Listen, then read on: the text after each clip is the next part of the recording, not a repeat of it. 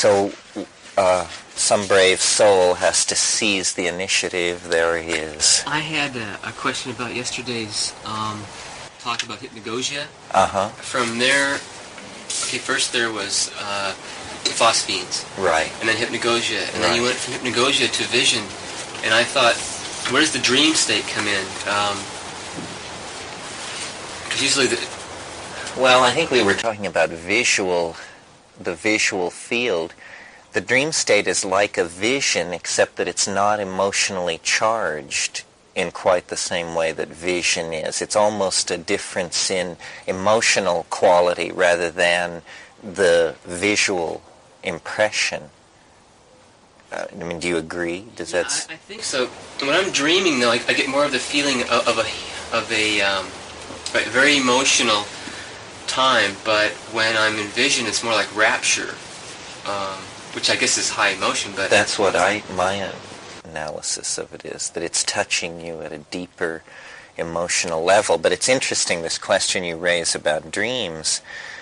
We were talking last week. It's fairly common among people who use psychedelics to have dreams in which the psychedelic actually appears as a motif, and then you take it, and then you have the experience in the dream. And I've even had this with DMT, which is to my mind the strongest psychedelic.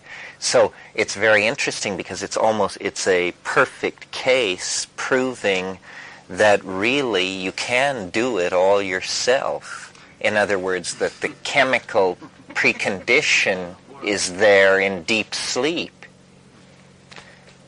Yeah, Eric. Do you think memory is more or less, instead of memory being something you remember in the sense of replaying something, but that it actually takes you back to the moment or something? You mean that it could be an extremely strong memory of a psychedelic state? Yeah. That's a possibility. It's pretty interesting. I don't know. I've had very puzzling experiences, maybe some of you have as well, around the theme of memory and psychedelics. I remember once in the Amazon, I had a wonderful mushroom trip, and I took it again the next night to try and reach this same place again. And instead I had this very bizarre trip in which I recalled with perfect clarity the basement of my aunt's house some 20 years before, and I saw myself playing alone in the basement on a certain sunny summer afternoon with a little circus set that I had. And as I played with this circus set, DMT stuff began leaking out of the air in front of me. And here I was 20 years later seeing this as though I were reliving a memory of a 5-year-old child, seeing the stuff that he couldn't tell his parents about, couldn't tell anybody about. So, is that a hallucination? Is that a memory? What is it? It's interesting in all the talk we've done about hallucinations to introduce the concept of a cognitive hallucination. A cognitive hallucination is where you don't see something that isn't ordinarily there. You understand something that isn't ordinarily there.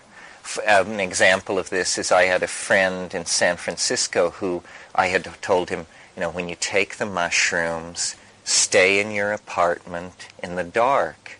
Just be with them. I told him this maybe 10 times. So he takes the mushrooms. An hour into it, he realizes in such a way that just causes him to laugh aloud that I had been kidding. That wasn't what I had meant at all. That what I had really meant was to do that because we were preparing a surprise birthday party for him at the bar down the street. So, congratulating himself over the fact that he's figured out this cleverness that we've launched upon him, he dresses himself and gets ready, goes down to this bar and bursts in the front door and says, "I'm here!" the story goes from there, but that's the part about cognitive hallucinations. And of course, sometimes a cognitive hallucination will stand up. Then it becomes a new truth and passes into the meme wars as a competing member. What else is on people's minds here? I'm real curious about the phenomena of when you're on the mushrooms and you experience this like other entity or this other intelligence. And I've like tried dialoguing with this thing, like asking, are you a hallucination? Are you real? What are you? And it's like, I just can't tell. I just cannot tell whether it's real or whether I'm hallucinating it or whether I'm creating it or whether it's another part of me that's separated from me or it's a cluster of neurons that's disassociated from the rest of my brain or something. And it's just like the most puzzling thing to me. And any insight you can give into that experience. Well, I think that's the core puzzling experience when you meet the other organized as a speaking mind. And I've wondered these same things, asked it what it is. It seems to be able to present itself many different ways. I mean, it can be almost like a robotic, cybernetic, disembodied kind of thing. Or sometimes it's like, your girlfriend in hyperspace. It has this very sexy kind of, these funny vibes to be coming off a pharmaceutical product.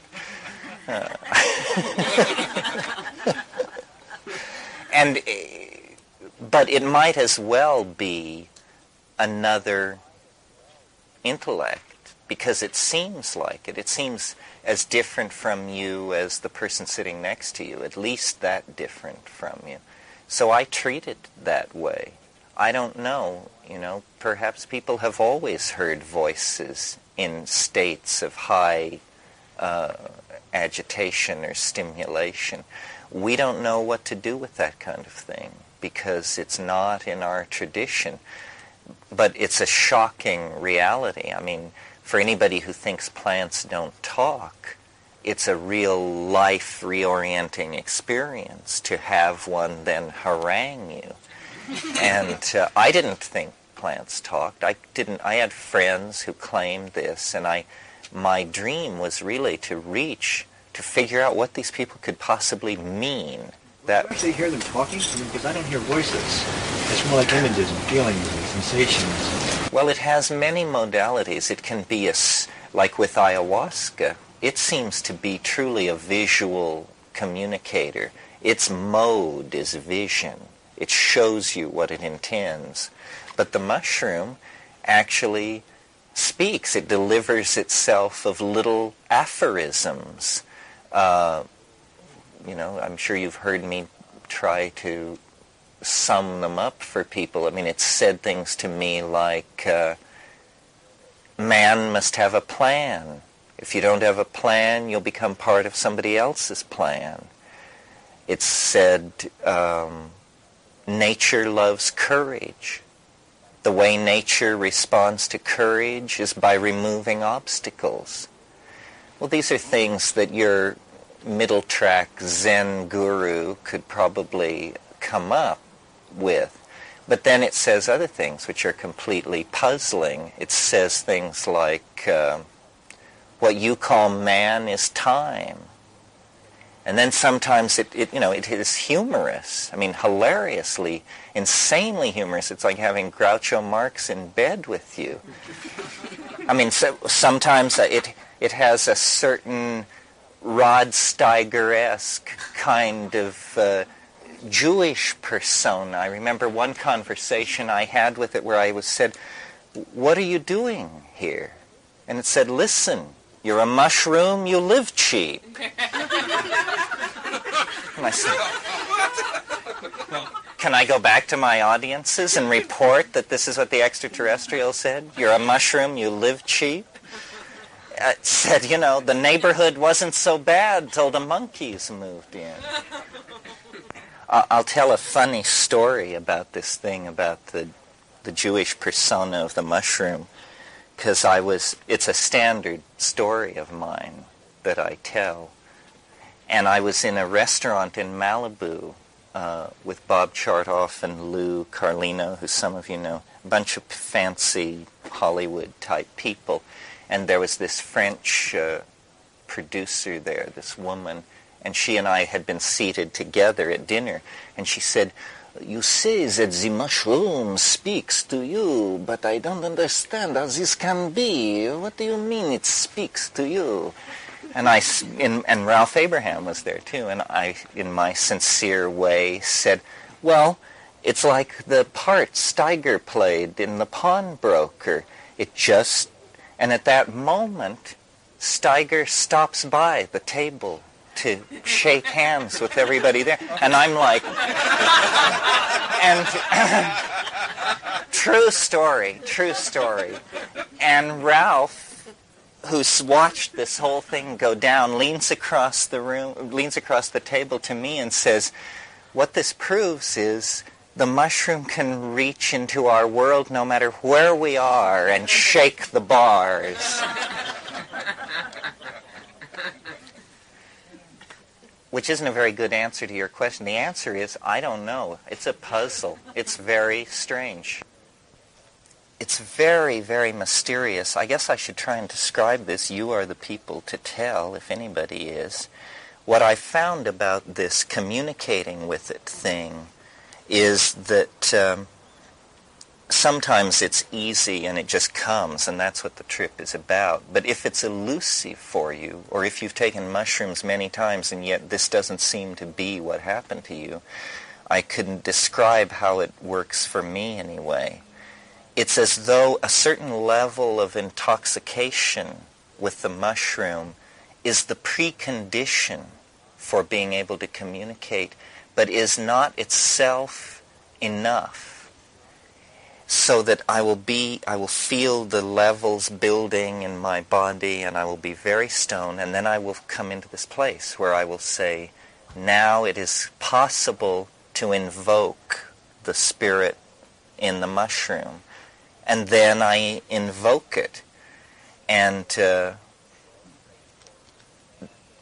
it's a pretty straightforward thing. I remember an old I Love Lucy thing where Ethel is asking Lucy how she gets in touch with the flying saucers. And she says, "I just say, 'Come in, little green men, come in, little green men.'" It's almost like that. In fact, it is like that. No, they're not green. What I do is I get the feeling, which is, I call it, it's almost like... I'm embarrassed to even tell this kind of stuff. It's a feeling of being very Irish. It's a feeling of elfinness. And then I say, aha, we're getting close in. I smell them. They're nearby. And then I just say, show. And there's this music, this tinkling stuff. And it begins to get stronger. So I say, "Come in, little green man, come in." And then it gets louder and louder. And then finally, once you get the valve open, you don't have to worry. It will pour through as long as you can watch it and be with it and sing with it. And it is obviously the basis for the idea of elves and elfin energy and little people who make jeweled machines and play musical instruments and live in the mountains. Terence, do you know how in the very first instance that you began to, you must have learned in some way how to invoke this, to say, "Come in, come in, come in." And something you've stumbled into it some way. Can you recount that incident? Do you remember that? Sure. The way it happened to me was someone in 1967, just a few months after I'd begun taking LSD, somebody brought DMT to me and said, without any introduction, they just said, "Here's something you might be interested in. It's a drug." And I said, "How long does it last?" And they said, 5 minutes. I said, "Okay." Thinking, 5 minutes, what can it be, And what happens with DMT is you leap over all the barriers in the first few seconds. Unlike mushrooms, where over hours and hours on a high dose you might navigate yourself to the center of the mandala, DMT is like being struck by metaphysical lightning. I mean, the main question is, what the hell happened? Because it immediately took me to this place I had never suspected existed, this dome-like, brilliantly lit space where these self-transforming machine organic things were all around me and leaping through my body and singing and making objects and showing all this stuff to me. And it was like just all the veils were torn away in a single moment. And then that inspired me to look at the chemistry and then the botany and the shamanism, and to try and make my way back to that place at not quite such a super voltage. And that was the raison d'etre for going to the Amazon, because those drugs in the Amazon, those plant combinations are working off the same chemicals. It was the reason for being into the mushrooms, because the mushroom really, experientially and chemically, it's quite reasonable to call it a slow-release DMT trip. DMT is quite an astonishing thing. I don't understand how they manage to keep it secret, because it's the convincer. It's for the person who thinks these things only work if you're soft-headed, because it raises all the questions in a hurry. It's so intense and so oriented toward the other and the visual and the hallucinogenic that it isn't really like a drug. It's more like an event that you ran into. You just came around a corner and there was the unspeakable. I don't know if I would have ever... I was lucky in that sense. A lot of people take psychedelics a lot, I think, and never quite realize just what it is that they have their hands on, because you need these ego-threatening, if not life-threatening experiences somewhere along the way to hip you to just how intense this can be. There's nothing any more intense this side of the grave than a strong psychedelic experience. Did you begin then to, once you'd done the DMT, did you begin then to, as you would work with psilocybin or the mushrooms, did you begin to, and since it's slower, you began to have some kind of recognition that you needed to invoke more and more, and you began to, did it take a ritual form, for example? Well, did you do the same thing each time? What seemed most astonishing to me in these early DMT trips was that there was language that I hadn't expected, that what's going on in the DMT trip, besides the body transformations and the visual hallucinations and the little alien entities, is they are speaking to you, and you are understanding, and yet they're speaking in a language which is visible, it's pure magic, it's pure linguistic intent, which you behold with your eyes, and you feel like Moses before the burning bush or something. You just say, my God, I didn't know humans were wired for this kind of a thing. What is it? And then for many years I smoked DMT and contemplated it, and on DMT it comes very, very fast. It's like spun gold and mercury, and supremely intricate and supremely worked and rapid. And my dream was to be able to slow it down, to be able to do it, to be able to show it to people. And I read Robert Graves' The White Goddess, and had the notion in there, he talks about a primary poetic language that he thinks existed before history, that was so from the bone and the flesh of people that anyone could understand it.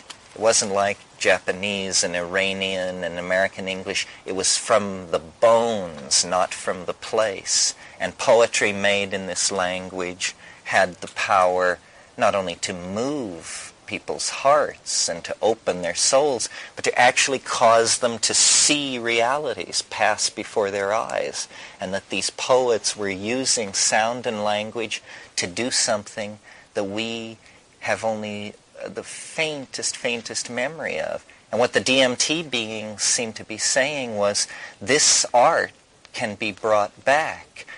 This visible language, this poetry made manifest is what you should learn to do. And all the trips were about, see what we're doing? Do this, do this. And eventually, I was able to do it on psilocybin, and then it was apparent to me that it's gibberish, and that I had somehow missed the mark, or that you have to be stoned, or that there are parts still to be learned. This is a very persistent theme in these deep psychedelic things, I think, is something is trying to be communicated that is not on the love one another level, but more like fold flap A to flap B, that kind of thing. There is concern to communicate the construction of something. And when I realized this and then looked back through mythology, it's always been there. The Mandayans, who were a Gnostic cult of even the pre-Christian period, had the notion that when the Messiah for them came, he would construct a machine of some sort. They call it this, that he would construct a machine, and that the machine would then pump all the souls to the moon, and then from there they would be taken care of in some way. But it was the missing link was a machine which the second Adam would come and build. Kat had this experience of the structure of the flying saucer. When we were in the Amazon in '71, it was all about how do you build a trans-dimensional vehicle with the help of elfin advice. And it was molecular, it was interiorized, it had something to do with sound. You sing it into existence, but it has something to do with DNA. It's a technology that is fantasy for us, except that you can feel that this has always been the Pythagorean faith, that color, sound, angle of attack, all of these things could go together to produce a super technology and a vehicle.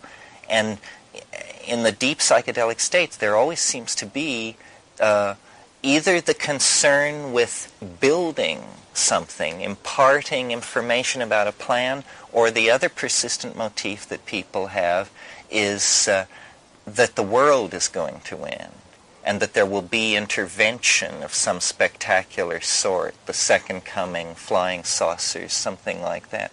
Now, why these motifs exist, I don't know. I've talked at times about what I call the transcendental object at the end of time. And I think maybe what human history is a kind of collective psychedelic trip where we are closing in on the mystery at the center of the mandala, sort of the shamanic gift, difficult to obtain. And what it is, of course, is it's the human soul realized, and I almost said realized as a technology, but the realizing of it in any form would realize it as a technology, so that really history is the siren song of the soul, the saucer song of the soul, the group mind coming into existence through our efforts over several thousand years, something first glimpsed in dreams, and then glimpsed in, higher mythologies, and then glimpsed in technological visions and in psychedelic states, and finally actually invoked into history in such a way that its reality is incontrovertible. Then history ends. I don't understand why anyone could be moved to say such crazy things, but it seems to be the content of the experience. Now, of course, if any of you are psychologists, you recognize this as a syndrome grandiose delusions, messiah complex, misplaced reference. It has different kinds of names. It means you think that you're going to be present or a part of the most important thing that ever happened. It's a serious form of mental illness, unless it's true. And you don't find out until it's too late. So, yes. Once the psychoactivity was discovered, the real visionary potential of the mushroom, I think it would be connected to the cow. It would be viewed as a product of the cow in the same way that the manure, the hide, the milk, the blood, and the flesh was. And it's significant that in the Middle East, at the very earliest stratum of culture that is anything other than the chipping of flint, there are images of cattle. Cattle everywhere. Cattle at Altamira, cattle at Lascaux, painted very, very sensitively. What the ancient cave art of North Africa and Southern Europe is a celebration of women and cattle. Men appear as stick figures wielding spears. Women are drawn as filled-in curvilinear structures. Their fecundity, their pregnancy, in many cases their physical beauty.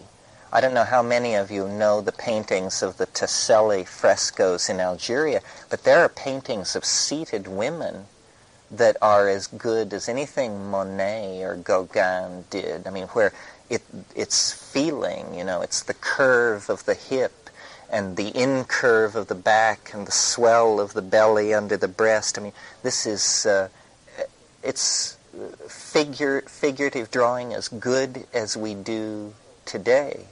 So women and cattle at the very earliest stratum of consciousness are mixed together.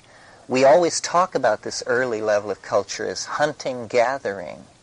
And I think that we drop our voices. We say it's a hunting, gathering culture.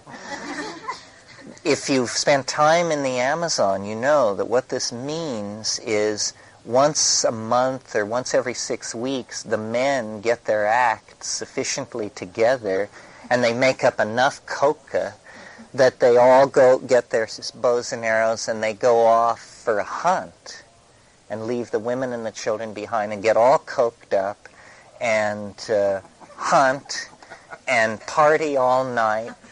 And then when the coca is all gone, because usually women make the coca, when the coca is all gone, whatever they've captured on the hunt, they triumphantly carry back to the village. And often, it's garbage. And the women will be waiting at the village for them to come back and say, 8 days in the woods and you bring back one maggoty agouti?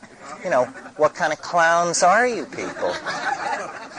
But this is the hunt, and the hunter is the hero, and they'll tell the story around the campfire. Meanwhile, what is really going on, as is always the case, is that women are gathering. And gathering is a highly conscious activity where, this plant is okay, that plant is bad, the root of this plant is poisonous, but if pounded with water and washed, becomes edible. It's an activity that demands discrimination, intelligence, a body of lore, memory, powers of observation, so forth and so on. It is, in fact, serious business, while this hunting thing exists almost to keep the men out of the women's hair. So you can imagine that the visual acuity thing had as great an impact on the gathering as it did on the hunting.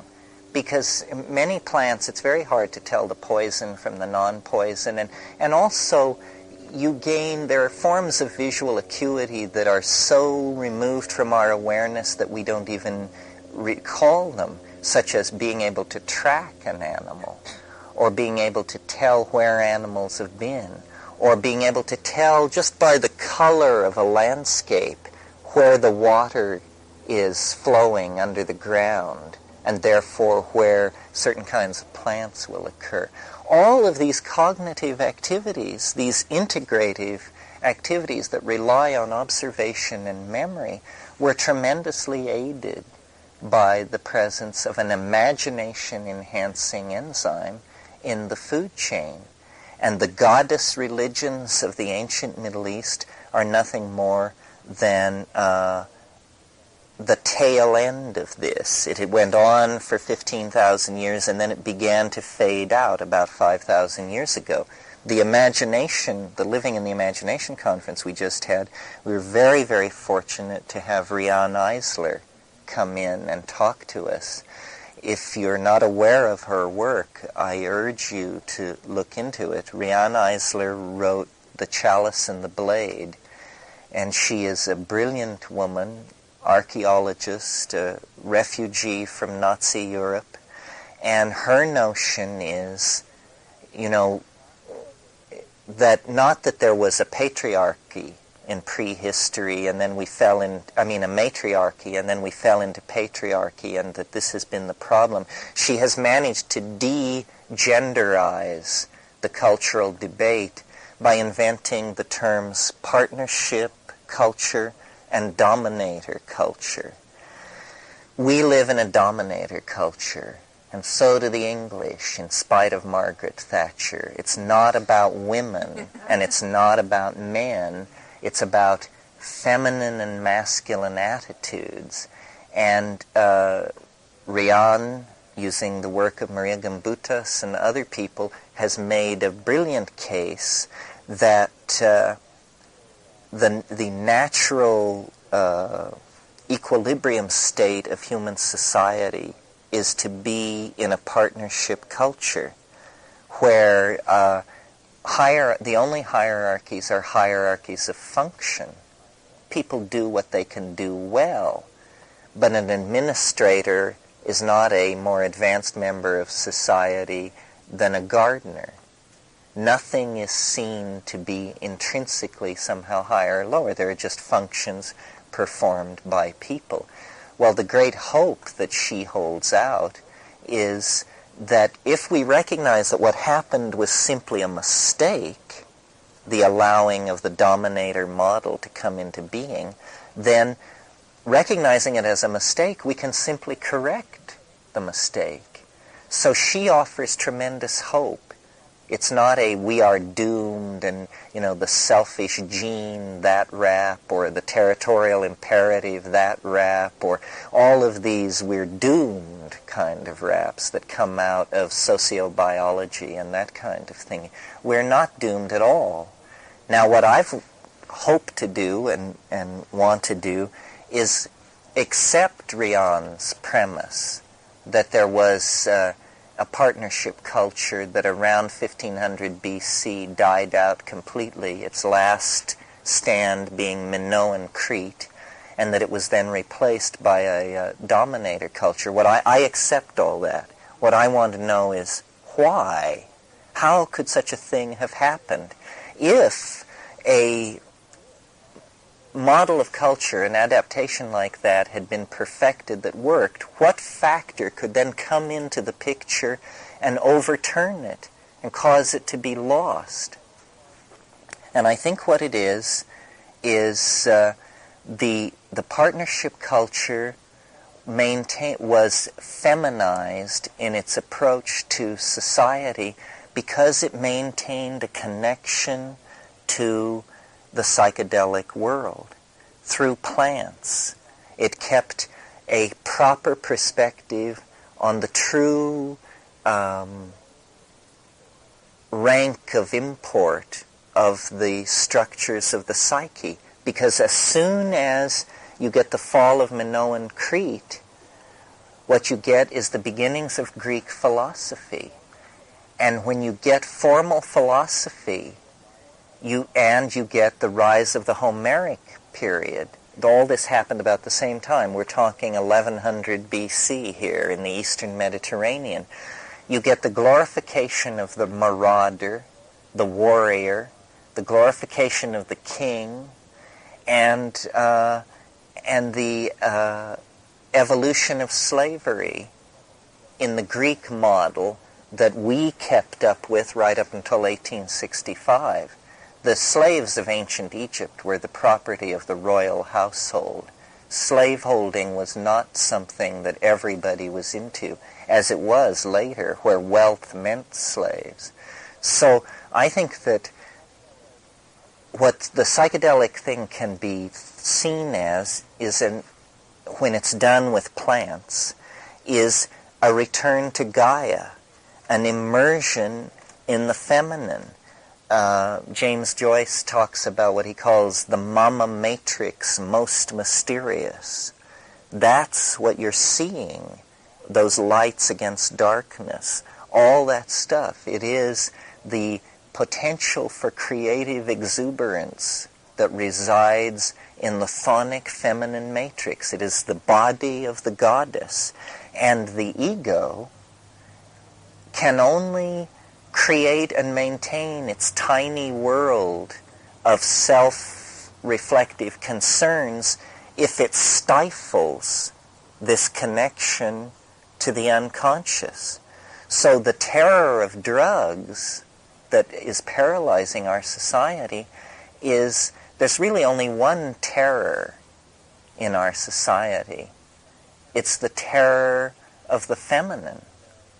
And the terror of drugs is a terror of giving up control.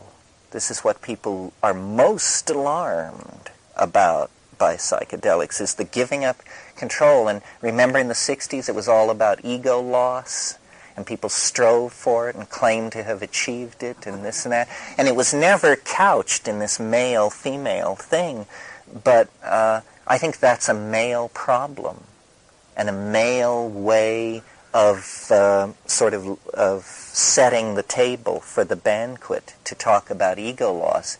A partnership society is going to involve a lot of ego loss. It's going to involve a lot of seeing your brother and your sister as interchangeable with yourself.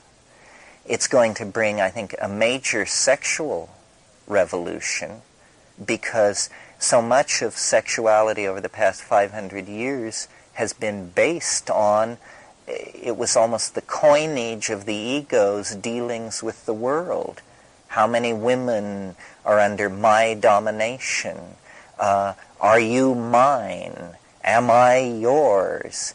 And people have always stressed that the problem was in the possession, but it's really in the casting of the subject and the object there. Me and you, not the relationship. And so I have, I'm sure you've all heard me say this on tape, to me the major metaphor that is operating in the 20th century is what I call the archaic revival. Our civilization is falling to pieces. Its assumptions are no longer any good. It just doesn't work. And by our civilization, I mean from Moscow to the Potomac, to Tokyo, to Sydney, to Bangkok, and back to Paris. Global civilization is not working. It may still be working in the rainforest, but only if we haven't reached them yet. And as soon as we reach them, they'll be sent to work in sawmills and involved in growing coca for the drug trade and be ruined. When a society is in trouble, the way we are in trouble, what it does unconsciously, it just in the same way that a drowning person reaches outward, is it reaches outward for a previous cultural metaphor to stabilize itself. We can understand this by looking at the Renaissance, where as the medieval world began to crack to pieces, and cynicism about the church and the Pope and all of this, and cities began to, and the Jews began to be turned loose to make money, and trading networks began to be established. All of these new things began to be tolerated. The Renaissance reached back to Greece and Rome for steadying metaphors. And this is what classicism is. It's an effort to be more like Greece and Rome than Greece and Rome were, to have their laws, their architecture, Their technologies, theories of road building, warfare, politics. In our situation, the culture crisis is much worse because of the bomb, because it is global, because of high-speed communication. We can't reach back to ancient Egypt or the Anastasi or the Maya. It has to be something further back. It actually has to be something outside of history. And this is what sets the stage for the archaic revival. We want to return to the cultural models of 15 to 20,000 years ago. Not that we are going to become Neolithic people, but we need to cultivate the same things they cultivated for very different reasons. They were hunter-gatherers with a deep sensitivity to nature in order that their very small numbers could prosper and spread. We must become gardeners of the planet and ecologically conscious people, because otherwise there won't be any land left to stand on. Their concern with myth and ritual, with images from the unconscious expressed in mask making and carving and fetishes, we see early in the 20th century's concern for the great revolution in art. So Picasso went to West Africa and brought these masks back, and other people brought back primitive art, and it was seen to be, more true to the human feelings of the early 20th century than the romantic fin de siècle art that had come before, which was really the last tail wagging of the Baroque and Rococo era, which was the come down from the Renaissance. So modern art, the discoveries of Freud and Jung, that there was more to life than being awake or asleep, but that there were, spirits, the rebirth of a sense of spiritual values. At mid-century, it looked like we were all going to become French intellectuals, existential, atheistic, Marxist, just this flat, empty thing. Jean-Paul Sartre's statement on nature is mute. Nature has nothing to say to man. Well, this is, to my mind, a monstrous statement designed to lead people astray. If nature is mute, no wonder the existentialists felt lost. They had precluded the one connection to authentic being that was available to them. So I see the psychedelic experience as both the centerpiece of prehistoric life and destined to be the centerpiece of any future that we want to be part of. I mean, we can imagine fascist futures of vast regimentation and machine-like behavior where everyone is reduced to just being an automaton within a vaster automaton. But these are not futures we want to live with. A humane future is going to, as I said last night, place the expansion of consciousness in its very center. And this means accepting the role of the feminine, not as political rhetoric, but as the facts of the matter. I don't know if I told this group last night, but I always think of what Chesterton said. He said, men are men, but man is a woman. And that's the fact of the matter. And by realizing that man is a woman, there's no debate. It's not a discussion. There's no convincing. It's just a fact, like that water runs downhill. You're going to have to get straight about it. Then there is a possibility for fitting ourselves into a partnership future. Rian has thought this all out in her head, theoretically. I don't know whether she is a psychedelic traveler or not, but she and I immediately had lots to say to each other because she has, you could say, found her way there by another route. The tension in the world is the tension between the ego and the feminine, not between the masculine and the feminine. And everyone who has an ego, and many women in positions of power do, has an unresolved problem with this ego-feminine thing.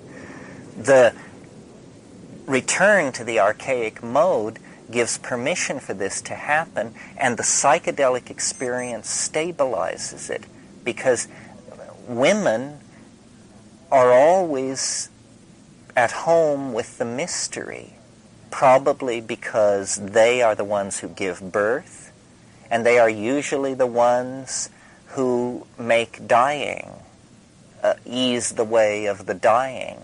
So I don't think women have this desire for neatness and closure that dominates men. Men want it to be straightforward, well-organized, move on time, no mystery. Science, as the great enterprise of paternalism, has come to the end of its road. It has not only swept the kitchen, it's now sweeping the yard. And as it sweeps the yard, it's sinking deeper and deeper in the earth, because there's no floor on reality. There is science, and they are beginning to admit this and say, well, there's something wrong. We thought it would be one more particle or one more something or other, and it just seems to endlessly recede in front of us. This is not a problem. This is a solution. This is what science has been needing to hear for 500 years, is enough already. We now have a science which can do anything or almost anything we want technologically. So that's its tool-making function. It's fulfilled that very nicely. Why do we believe that it will elucidate the mysteries of the soul? It won't. That's another concern. It's a concern of individuals. You want to understand the mystery of the soul, you don't get a $5 billion budget and a team of 6 universities linked by computer to attack it. No, you go into the wilderness and you eat mushrooms. It's that kind of work. It's more the work of the poet than the work of the research scientist. And certainly in the archaic mode, the poet was the model for men and women. I mean, poet has a masculine connotation in our society, but that's because we're so screwed up. We even had a separate word for women poets, a poetess, you see. But the making of poetry, the living in the primal world of poetry, can only be done if you have a direct connection to the mystery. And that cannot happen as long as the ego is the God. We were in the conference last week kidding around down at the Baz, and I was saying that I had invented the smallest form of memory, that memories were made of particles, and that the smallest particle of memory was called a mnemon. And then somebody said, well, if memories are made of particles, then is consciousness made of particles? I said, well, maybe it is. Well, then what shall we name the smallest unit of consciousness? And Kat said, how about calling it the ego? And I think that's a good place to begin. Let's get it in its proper perspective. The ego is the smallest amount of consciousness anybody can deal with in the ordinary world. But you build outward from the ego. You put 2 egos together, and maybe you've either got a conflict, which is always interesting, or better yet, a love affair. Well, you put 3 egos together, and you've got a ménage à trois. 4, and you have a corporation, and so forth and so on. So complexity of consciousness arrives out of building on the atom of the ego, not trying to squeeze everything down into it. The intellectual richness of our heritage is unimaginable. It is our greatest legacy. I mean, you can forget your fleets of Rolls Royces and that Monet that they're holding for you in Paris and your summer house on Ibiza. It's nothing compared to the richness of the imagination. Not William Blake's imagination or Donatello or Caravaggio, but your imagination. There's more and better art in your head than is hanging on the walls of the great galleries of art of this planet. That's what makes history so exciting, because we have just begun. We really are just shaking the leaves out of our hair and scraping the lice out of our fur and beginning to talk about how we could have a civilization here.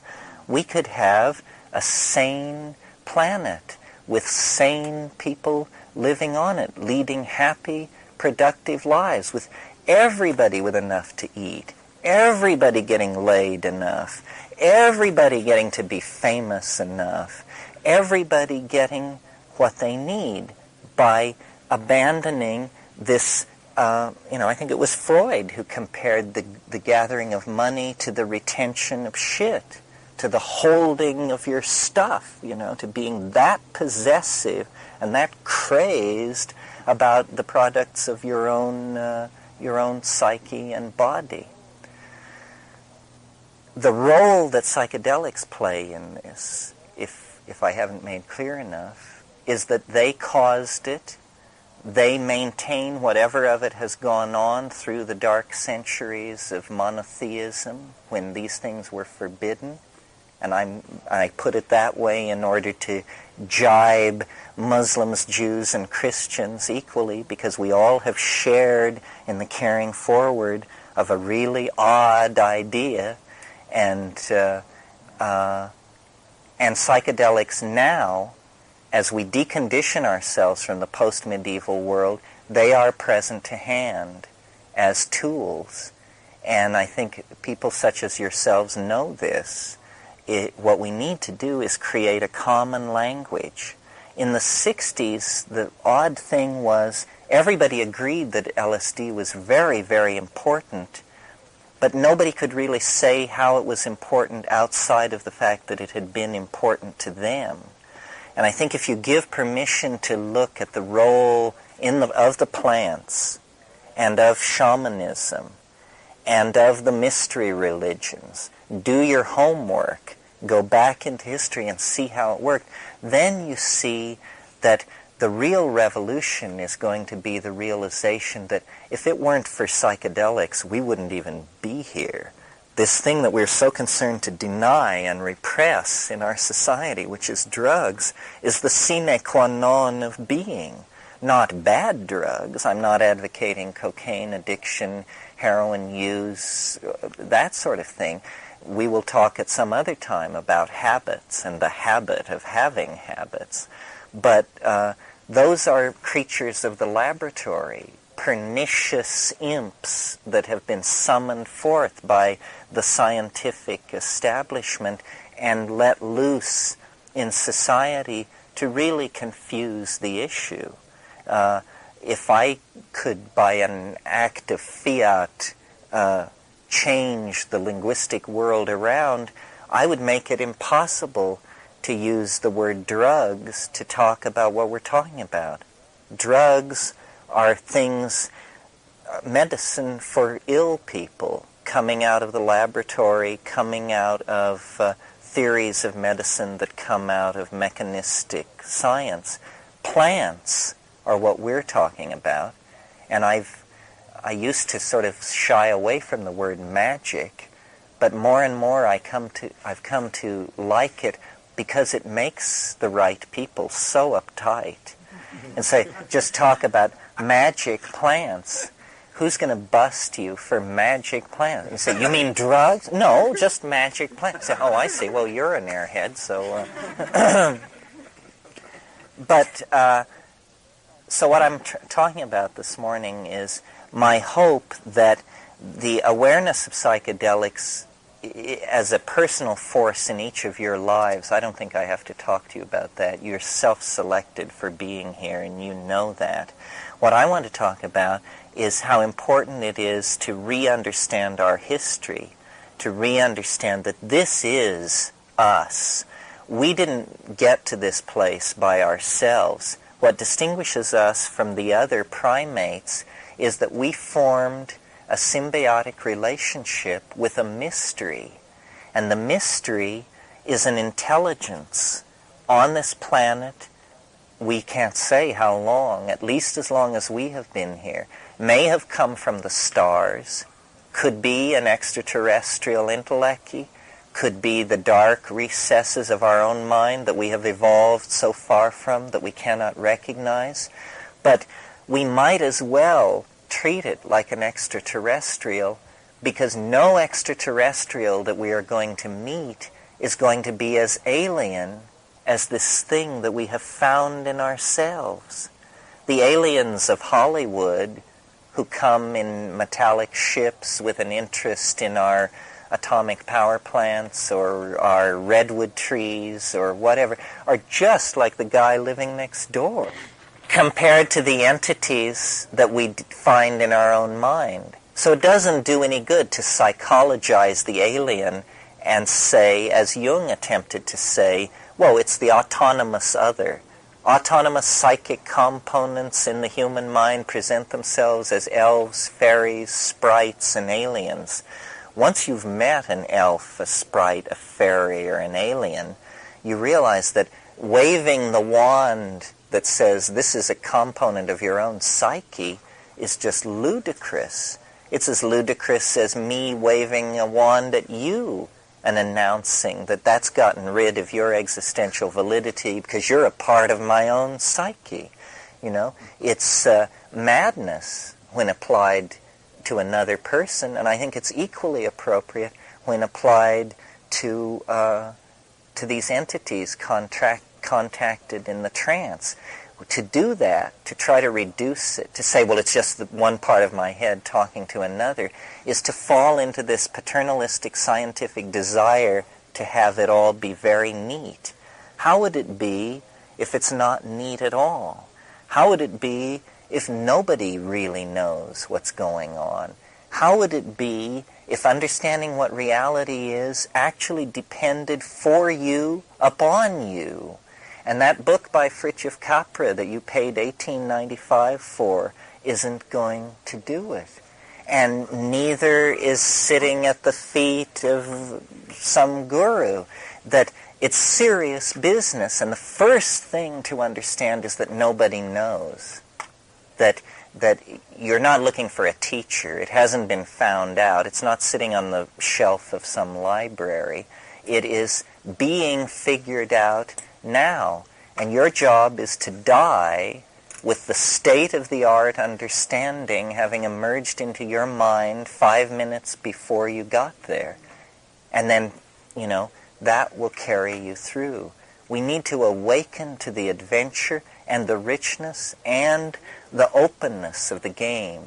The rules have not yet been forged. We will forge the rules ourselves, each for ourselves and each for the rest of us, by working forward through this thing.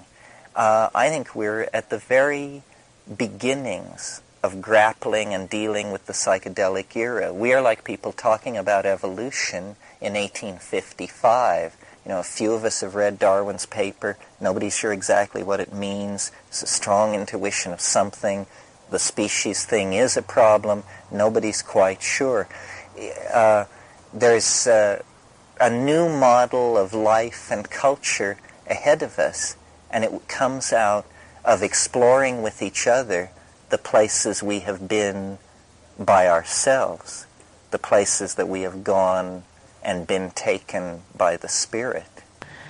I'd like to add something Sure, to this Nina. wonderful thing that Chesterton said about man being a woman. I think the essence of the psychedelic experience is surrender. Yes. And surrender is a feminine thing. That's it's right. terribly difficult for most men That's to right. surrender. That's right. And women surrender when they give birth. I mean, you must. If it's natural childbirth, you just realize this tiger has you, and there's no backing out, walking away, postponing, skipping over. And yes, so it's the tension between the ego and surrender, and the psychedelics mean surrender. I thought I talked somewhat about the problem of the alien.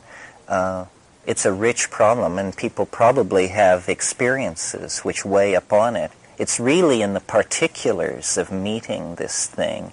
If someone had never taken psychedelics and had no interest in it, and had come here because they thought this was the Traegering group, I think they would be truly alarmed and disturbed by what they hear, because we appear to be mad people, because we appear to be fully engaged with an unseen, invisible world, and we're calling it the cause of history, the purpose for the future, and the basis for everything going on between us. But nobody said life was simple, because every single person who does this is seeing things no human eye has ever fallen upon, and it is a realm of ideas, and we do each bring back different souvenirs from that place. We are all equally qualified. We don't know who will spot the whale, but everyone should have their eye peeled, because that's what we're doing. We're searching for an encounter with Leviathan. Nature is God. That was the informing vision of Moby Dick, and it's a good one to carry as a metaphor into the psychedelic experience. There again was a perfect example of the male ego unable to release into the matrix of nature until it literally dragged them into the depths. But thank you very much for your attention.